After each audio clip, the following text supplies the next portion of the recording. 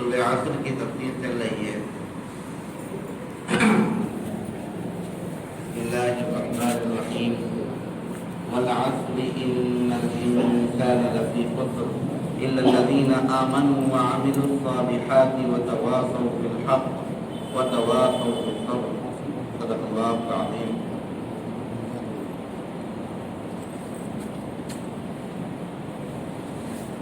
پچھلے ہفتے بتایا گیا تھا کہ یہ سورت قرآن کی ابتدائی صورتوں میں سے ہے اور قرآن کریم کی جامع ترین صورتوں میں سے ہے۔ اس کی فضیلت میں ذکر کیا گیا تھا کہ حضرت امام شافعی رحمۃ اللہ علیہ نے فرمایا اس صورت کے بارے میں کہ اگر کوئی شخص صرف اسی صورت پر عمل کر لے تو یہ صورت اس کی نجات کے لیے کافی ہے۔ اتنی جامع یہ صورت ہے۔ اس صورت میں اللہ تبارک تعالیٰ زمانے کی قسم کھا رہے ہیں، والعصر قسم ہے زمانے کی۔ انسان کی قسم کھاتا ہے اور قرآن کریم میں جگہ جگہ اللہ تبارک تعالیٰ نے بھی قسم کھائی ہے۔ انسان جب کسی چیز کی قسم کھاتا ہے تو اس میں شہادت زیر غور ہوتی ہے،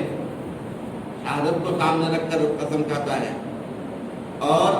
جس چیز کی قسم کھائی جاتی ہے اس کی عظمت کو دیکھتے ہوئے قسم کھاتا ہے۔ یعنی باعظمت چیز کی قسم کھائی جاتی ہے اور شاہد کی قسم کھائی جاتی ہے، جو جس چیز پر قسم کھا رہا ہے اس چیز کی وہ چیز گواہی دے سکے۔ مثلا انسان قسم کھاتا ہے کہ خدا کی قسم میں نے یہ کام کیا تھا کہ واللہ میں یہ کام کروں گا، اور ابھی ہم نے حدیث بھی پڑھی تھی 2 دن پہلے کہ انسان کے لیے اللہ کے علاوہ کسی کی قسم کھانا جائز بھی نہیں ہے، کہ وہ اسی وجہ سے کہ اللہ ہی شاہد ہے، حاضر ہے ہر جگہ، اور اللہ سے زیادہ باعظمت کوئی چیز ہو نہیں سکتی، اور اللہ سے زیادہ باعظمت کوئی چیز نہیں ہو سکتی۔ لیکن جب اللہ تبارک تعالیٰ کسی چیز کی قسم کھاتے ہیں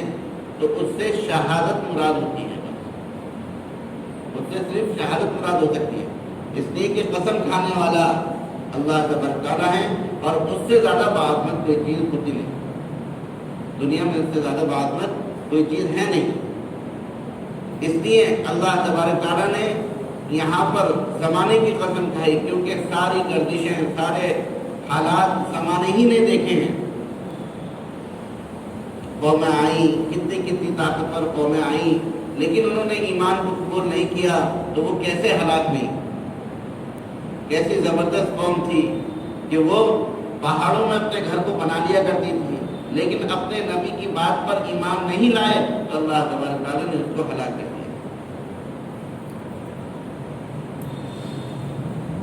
یہ زمانے نے ساری چیزیں دیکھی ہیں، اس لیے اللہ تبارک تعالیٰ نے زمانے کی قسم کھائی، والعصر ان الانسان لفی خسر، کہ یقیناً سارے کے سارے انسان خسارے میں ہیں، نقصان میں ہیں۔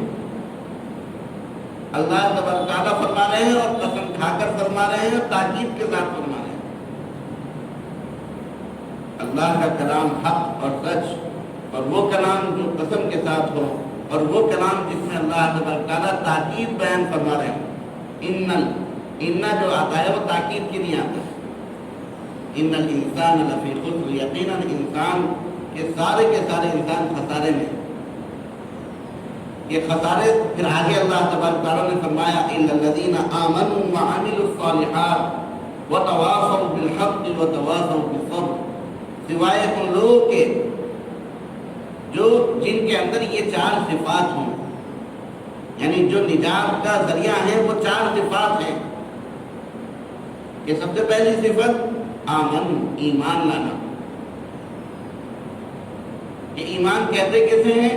کہ اقرار باللسان، کہ زبان سے اشہد ان لا الہ الا اللہ واشہد ان محمد رسول اللہ کی گواہی دینا۔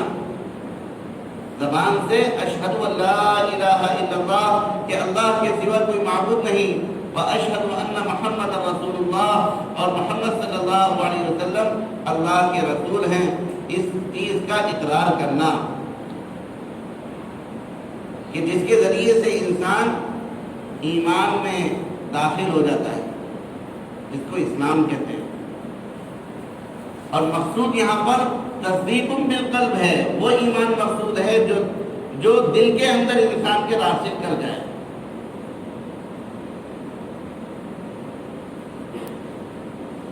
جو دل کے اندر راسخ کر جائے، کہ وہ ایمان مقصود نہیں ہے جو صرف زبان پر ہو، جیسا کہ قرآن کریم میں ذکر ہے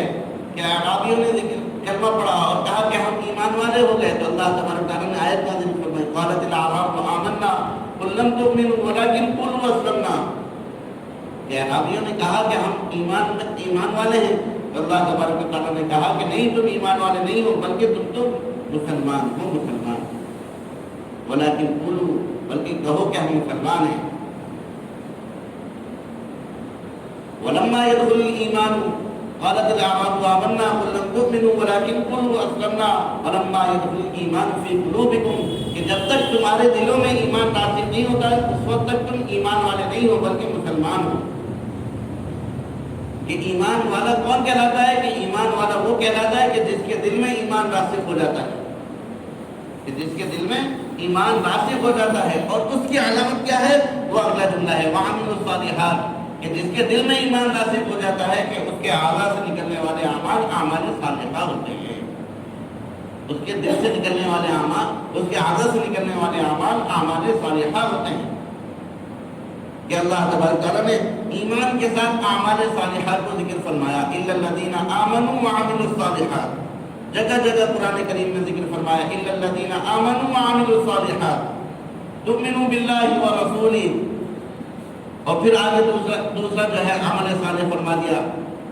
من آمن باللہ فلیؤمن، من آمن باللہ والیوم الآخر فلیکرم ضیفہ، کہ ایمان کے ساتھ ایک عمل کو ذکر فرما دیا کہ یہ جو اعمال صالحہ فرمایا یہ ایمان کا نتیجہ ہے، کہ جو شخص ایمان ہوگا، ایمان حقیقی ایمان والا ہوگا، کہ اس کے دل کے اندر ایمان راسخ ہوگا تو اس کے اعضاء سے نکلنے والے اعمال اعمال صالحہ کہلائیں گے۔ اور اعمال صالحہ محدود نہیں ہے، کہ اعمال صالحہ وہ صرف وہ اعمال نہیں ہے جو صرف مسجد کے اندر کیے جاتے ہیں، بلکہ اعمال صالحہ سے ہر وہ عمل مراد ہے جو بھی اللہ کے نبی علیہ السلام کی سنت کے مطابق ہو، اللہ کے حکم کے مطابق ہو، جو عمل بھی اللہ کے حکم کے مطابق ہوگا اور سنتوں کے مطابق ہوگا وہ اعمال صالحہ کہلائے گا، چاہے وہ مسجد کے اعتبار سے عمل ہو، چاہے وہ اجتماعی اعتبار سے عمل ہو، چاہے وہ گھریلو زندگی کے اعتبار سے عمل ہو، معاملات کے اعتبار سے ہو یا معاشرت کے اعتبار سے، ہر وہ عمل جو اللہ کے حکم کے مطابق ہو اور حضور اکرم صلی اللہ علیہ وسلم کی سنت کے مطابق ہو وہ اعمال صالحہ ہے۔ اور پھر تیسرا عمل فرمایا وتواصوا بالحق، ہم نے فرمایا تھا کہ وتواصوا یہ وصیت سے ہے، اور وصیت کہتے ہیں کسی چیز کو، کسی کو نصیحت کرنا اہتمام کے ساتھ، تاکید کے ساتھ۔ ہمارے ہاں وصیت کہلاتی ہے کہ وصیت وہ عمل کہلاتا ہے، وہ بات کہلاتی ہے جو انسان تاکید کے ساتھ اپنے متعلقین سے کہتا ہے۔ وتواصوا بالحق، حق بات کی وصیت کرنا، یہ تیسرا عمل نجات میں سے ہے۔ اور بہت غور کرنے کی بات یہ ہے کہ اللہ تبارک تعالیٰ نے ایمان کو ذکر فرمایا خسارے سے بچنے کے لیے، اعمال صالحہ کو ذکر فرمایا، اور اعمال صالحہ کے ایک بڑے عمل کو الگ سے ذکر فرمایا نجات کے لیے، اور وہ کیا ہے؟ حق بات کی وصیت کرنا، الدعاء الی الناس الی اللہ، کہ لوگوں کو اللہ کی طرف بلانا۔ یہ اس کی تفسیر کی ہے مفسرین نے، ادعو الی سبیل ربک بالحکمت والموعظۃ الحسنۃ، کہ آپ بلائیے لوگ، قل ھذہ سبیلی ادعو الی اللہ علی بصیرۃ انا ومن اتبعنی۔ قرآن کریم میں اللہ تبارک تعالیٰ فرما رہے ہیں کہ کہہ دیجیے کہ یہ میرا راستہ ہے، کہ میں لوگوں کو بصیرت کے ساتھ بلاتا ہوں، میں بھی بلاتا ہوں اور وہ لوگ بھی بلاتے ہیں جو میری اتباع کرتے ہیں۔ کہ اگر کسی شخص کے ذہن میں یہ بات بیٹھ جائے کہ اپنے طور پر میں ایمان لے آؤں، اپنے طور پر میں اعمال صالحہ کر لوں تو یہ میری نجات کے لیے کافی ہے، نہیں، کہ ایمان اور اعمال صالحہ کے ساتھ ساتھ تواصی بالحق کرنا، امر بالمعروف کرنا، کہ لوگوں کو حق بات کی طرف بلانا، لوگوں کو حق بات کی فہمائش کرنا، لوگوں کو حق بات سمجھانے کی کوشش کرنا، یہ ہر ایمان والے کی ذمہ داری ہے اور یہ ہر ایمان والے کی نجات کے لیے ضروری ہے۔ ہر ایمان والے کی نجات کے لیے ضروری ہے۔ ہاں، اس کی شکلیں الگ الگ ہو سکتی ہیں، کوئی کتابت کے ذریعے سے ایک دوسرے کو سمجھاتا ہے، کوئی لکھنے لکھانے کے ذریعے سے سمجھاتا ہے، کوئی نصیحت کے ذریعے سے سمجھاتا ہے، مؤذن اذان کے ذریعے سے سمجھاتا ہے، مجاہد تلوار کے ذریعے سے سمجھاتا ہے، مصنفین کتابوں کے لکھنے کے ذریعے سے سمجھاتے ہیں، کوئی ایک دوسرے کے پاس جا کر سمجھاتا ہے۔ اس کے طریقے الگ الگ ہو سکتے ہیں، وہ مخصوص طریقہ کوئی مراد نہیں ہے،